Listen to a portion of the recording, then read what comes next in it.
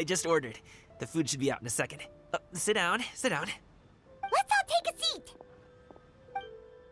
Here, hand me your cups.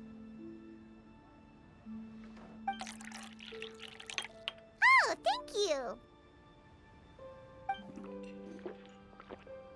Wait, you weren't supposed to drink that, Paimon.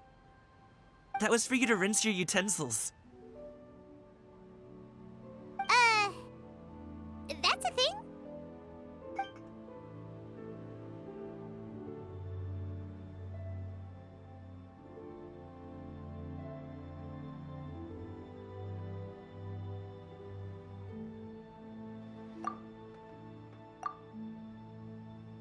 Wow, so much delicious food! Do you really eat all this just for breakfast? That's just how we do it where I'm from. Most of the time, though, I don't eat lunch after dim sum.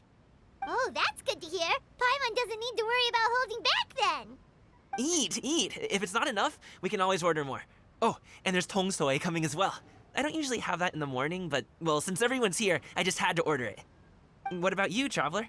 Is the food to your liking? Want some more seafood kanchi? Let me refill your bowl.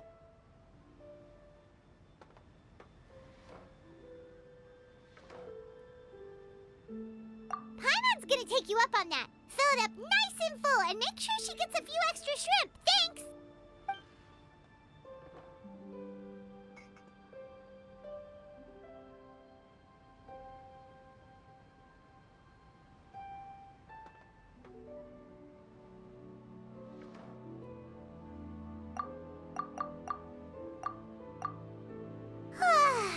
So full. That meal was so satisfying, it even gave Paimon some extra brain juice. Oh, listen! Paimon's figured it out.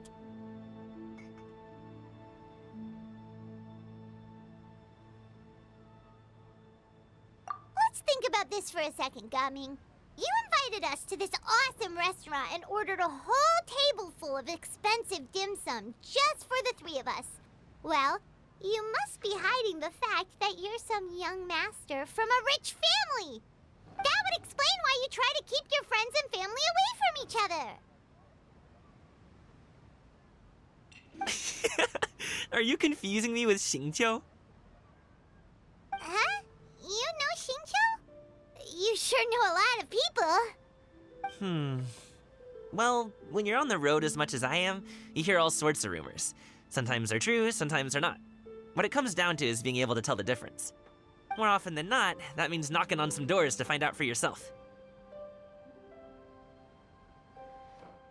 Oh, you truly are a man of many talents, young Master Gaming.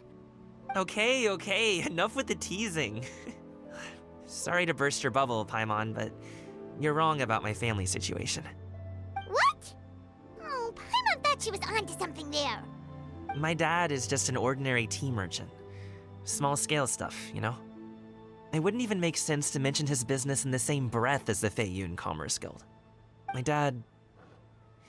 he always wanted me to inherit the family business, to be a merchant like him.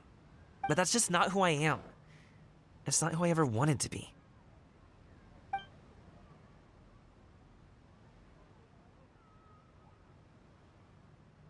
Have you ever talked to him about it?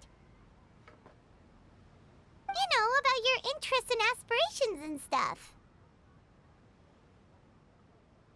Of course I have.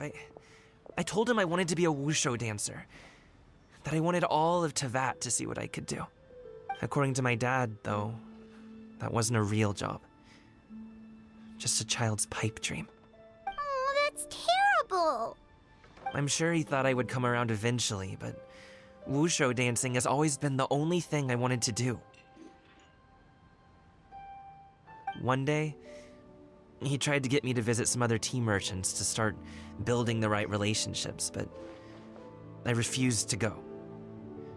We got into a huge fight. We were this close to throwing hands. In the end, I was so angry that I ran away from home. I haven't been back since. Don't get on my case just yet, okay? It's not like I think I'm completely without fault. No, I know that it wasn't the right way to go about things. But my dad's stubborn, No matter how hard I tried to convince him, it just went in one ear and out the other. There was no changing his mind. I knew talking would only get me so far, but if I made it big in Liyue Harbor, the results could speak for themselves. Gaming. But I'm sure you both already know how that's going. Wushu dancing's just not that big in Liyue Harbor.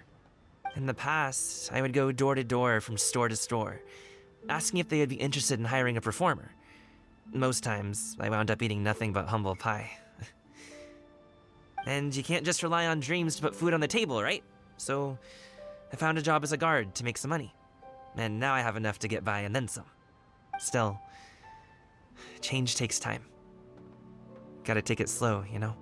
Paimon understands. Okay, enough of all that serious talk. Our tea's getting cold. Ooh, let's do something fun this afternoon. What do you say, huh? I'll organize. Actually, we kinda already have plans this afternoon. We told Xianyun that we would go to her kite-making workshop.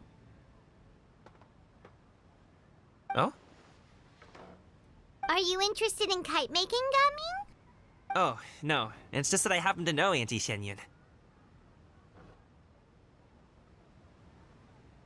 That title certainly humanizes her a bit. Oh, I know that she's an Adeptus. I met her during a delivery once. But hasn't she been in the city lately? She's even tried, with some limited success, to change her terms of self-address or something like that. She came to see me a few days ago to ask about luminescent dyes. Oh, wait a second. She doesn't plan on putting those on a kite, does she? Is that not something you can do? It's one thing to use it on cloth, but applying it to paper is another matter entirely. Why couldn't she tell me what she wanted them for? Yeah, she does seem to have trouble with that sometimes. It would be such a shame if everyone worked so hard on their kites only for them to get ruined in the end. Okay, I'll go with you. If Auntie Xianyun wants to use those dyes on a kite, the formula will need to be changed. Great! The more the merrier!